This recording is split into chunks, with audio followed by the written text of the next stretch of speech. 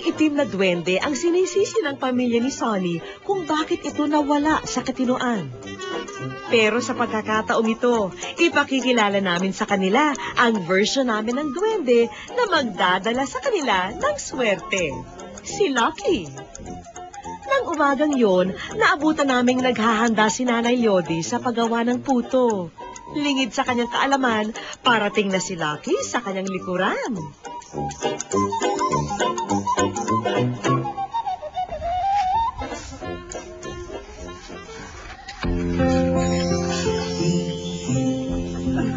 Maraming po salamat sa inyo.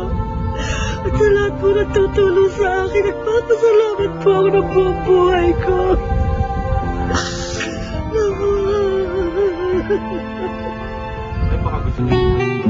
Agad din pinuntahan ni Nanay Lodi si Sonny upang iparating ang magandang balita.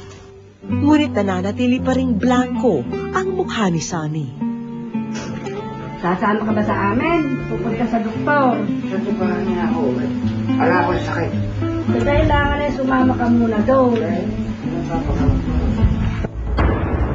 Sunod na nabalot ng tensyon ang paligid. Kaya kumakain na ito na magkakapatid eh. Buhay pa kayo. Buhay na si Maria. Kilala kasi sa Sonny sa pagiging bayolente. Nangangamba ang lahat na maaring magwala ito sa oras na makalabas siya ng piitan. Pero nang iharap namin sa kanya si Lucky, akalain niyong nag-iba ang kanyang timpla. Ngumingiti na si Sonny. Sa mga taping po, nasama po ako. Sasama tayo sa kanila. Ha?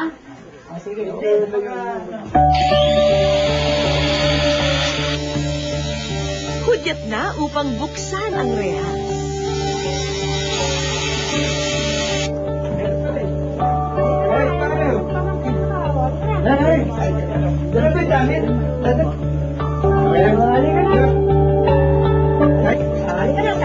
Ayos kami.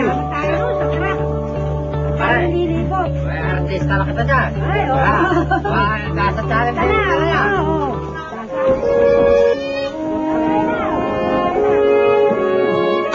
Hindi.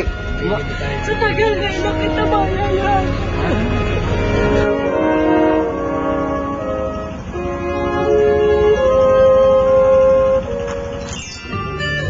Dito sa isang pribado at tahimik na pag-abutan namin dinala si Sonny.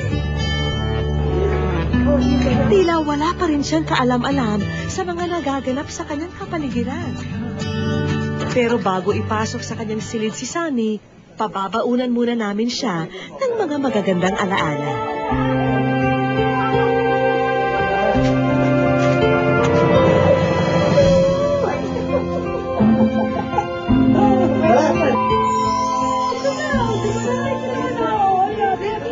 Napakatama mo dati, hindi ka naman kita eh. Oo, si Jepo yan. Hindi mo kilala? Anak mo. Matagal kasi kinakit eh. Hindi mo na kilala? Hindi. Anak mo yan. Anak mo, si Jepo, yoo. Ay, si Balat, oh. Sinma, oh.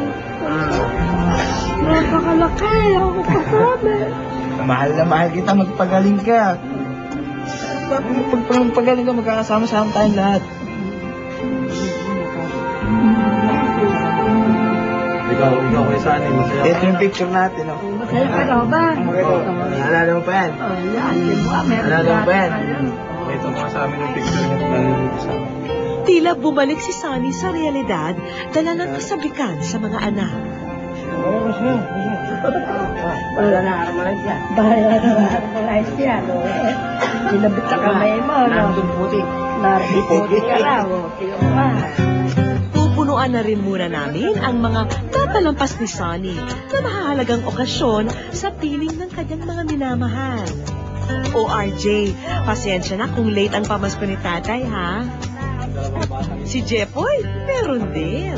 Ang Department of Education po, DepEd Division of Bulacan, sa pamagitan ng Alternative Learning System, ay handang magbigay sa kanila ng edukasyon. Mabuti ako pag-aaral ko para sa kanya, para pag napagtapos ako, nakukuha ko siya. Makakalimutan ba naman namin ang matyagang nag-aruga kay Sunny? Oh, Nanay Leody, sana'y lalo pang lumago ang inyong negosyong puto. Sabi ng mga kamag-anak ko, huwag kang mawala ng pag-asa. Kahit na kayo kilo-kilo lang na bigas ang binibili nyo. May darating din ang araw na may tutulong sa at makakatulong. Mamaya pa, sinimulan na ang masusing pagsusuri kay Sunny. Ayan. Usap pa ni Doktor.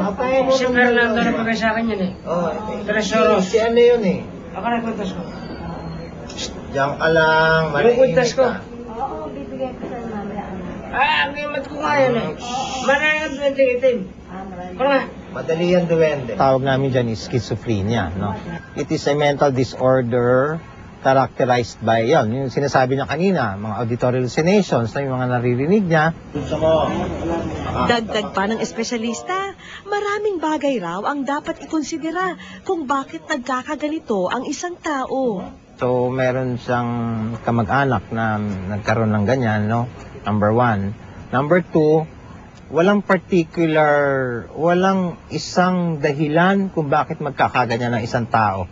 Dala ng dami ng stresses in life, you cannot pinpoint kung ano yung naging cause kung bakit sila nagkasakit ng ganito.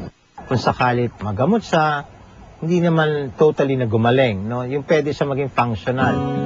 Sa isolation room na ito, inihatid si Sunny ng kanyang pamilya. Umaasa silang sa kanilang pagbalik, 1 buwan mula ngayon, may pagbabago na kay Sunny. Mapalad pa rin maituturing si Sunny dahil sa kabila ng lahat ng ito, hindi tumakas at nananatili sa kanyang tabi ang mga taong tunay na nagmamahal sa kanya. Wish ko lang. Dito lang sa General. Ito yung hospital na pinagdala. Tunghayan ang kwento ni Aiza Segura at ng inang tinulungan nila sa panganganak sa kasagsagan ng bagyong Pepe.